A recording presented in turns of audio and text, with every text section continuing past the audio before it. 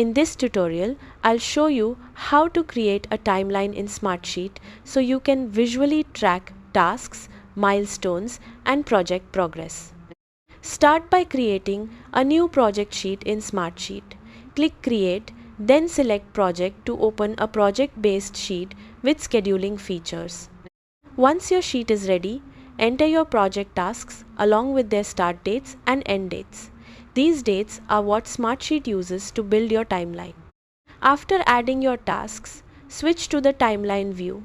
Depending on your setup, you may need to select Gantt View or Timeline View from the view options at the top of the sheet.